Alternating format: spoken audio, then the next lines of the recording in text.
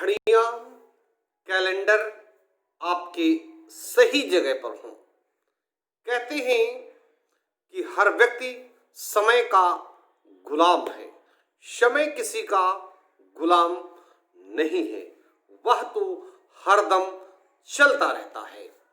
सबसे अच्छी स्थिति तो यह है कि हर व्यक्ति समय के साथ साथ चलता रहे, अन्यथा दुनिया और जीवन कहीं ना कहीं दोनों की दौड़ में वो व्यक्ति पीछे रह जाता है। यूं तो वक्त के साथ चलने का हर कोई प्रयास करता है, परंतु यह वक्त सभी का साथ निभाए और उसे वक्त को पूरा पूरा लाभ मिले, इसके लिए वास्तु में कुछ नियम होते हैं। सबसे पहले हम दीवार पर घड़ी के वास्तु सम्मत प्रयोग और इसकी सही दिशा की चर्चा करेंगे कि घरों में प्रमुखता रूप से जो घड़ी प्रयोग में लाई जाती है। भारतीय वैदिक वास्तुशास्त्र में सकारात्मक ध्वनियों के लिए कहीं ना कहीं घड़ी समय देखने की लगाई जाती है और घड़ी से अन्य प्रकार की ध्वनि भी उत्पन्न होती है। कुछ घड़ियों में टिक टिक भी होता है, किसी में कुछ होता है, किसी में पेंडुलम युक्त दीवार घड़ियां होती हैं।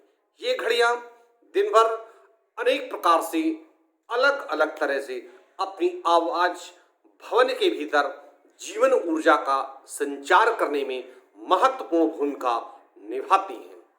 कहीं ना कहीं देखेंगे गतिशील जीवन और मधुर स्वर लहरों के मिले जुले संयोग में भवन में सकारात्मक ऊर्जा की वृद्धि होती है और विभिन्न प्रकार के वास्तु दोषों की नकारात्मक प्रवृत्ति पर नियंत्रण होता है। ये घड़ियां हम सभी के जीवन के प्रति सकारात्मक दृष्टिकोण अपनाने के लिए एक प्रेरणा स्रोत की भूमिका निभाती हैं।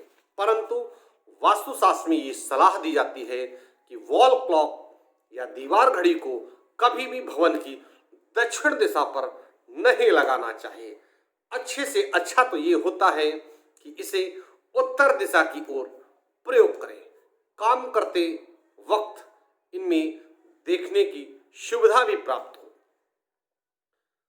दीवार घड़ी के समान ही आपके घर में कैलेंडर का भी प्रयोग किया जाता है। वास्तुशास्त्र में आपको ये सलाह दी जाती है कि सोते समय सिरहाना दक्षिण दिशा में रखा जाए और अब यदि घड़ी को भी दक्षिण दिशा में रखा जाएगा तो ये घड़ी गलत भी है और ये मुख के सामने ना होकर के सिर के पीछे स्थित होगी, जिससे समय देखने में भी आपको अशुभता होगी। दूसरा कारण यह भी है कि सिरहाने के ज्यादा करीब होने से घड़ी या दीवार की घड़ी की टिक टिक की आवाज सिर के पास बेवजह निद्रा में व्यवधान करेगी। एक तीसरा कारण यह भी है कि आजकल प्रायः घड़ियां चाबी वाली नहीं होकर इलेक्ट्रॉनिक उपकरण हैं, जो कि न्यूनाधिक विद्युत चुंबकीय विकरणीय विकिरण को पैदा करते हैं, जो शरीर के आपके सूक्ष्म तंतुओं या कोमल कोशिकाओं के लिए नुकसानदायक है।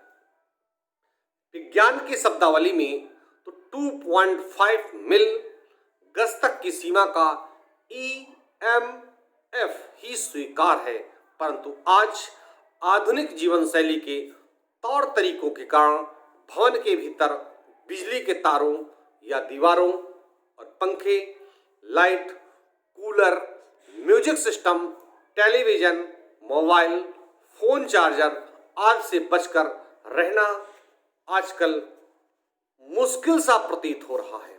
अतः विद्युत के आसपास रहने से प्रायः प्रत्येक भवन में इलेक्ट्रोमैग्नेटिक रेडिएशन से 7 से 8 मिली गज अतः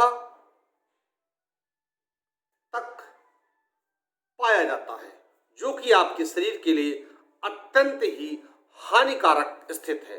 हमारे वैज्ञानिक तथ्य को वास्तु सर्वे के दौरान प्रयुक्त किए जाने वाले आधुनिक इलेक्ट्रॉनिक इंस्ट्रूमेंट, जिसे गॉज मीटर भी कहते हैं, के द्वारा प्रत्येक रूप से देखा जा सकता है।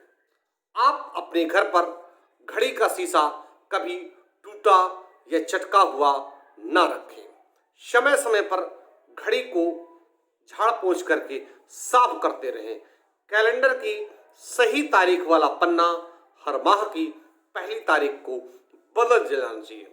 विगत या बीते हुए दिनों में वर्षों के उपयुक्त पुराने कैलेंडर और फटे हुए कैलेंडर हटा देना चाहिए। यदि कैलेंडर पर किसी भगवान या देवी देवता का चित्र बना है तो उसे पूर्व दिशा की ओर प्रयोग करना चाहिए। मैं कानपुर से पंडित दीपक पांडे, वास्तुशास्त्र विशेषज्ञ, 9305 360 382।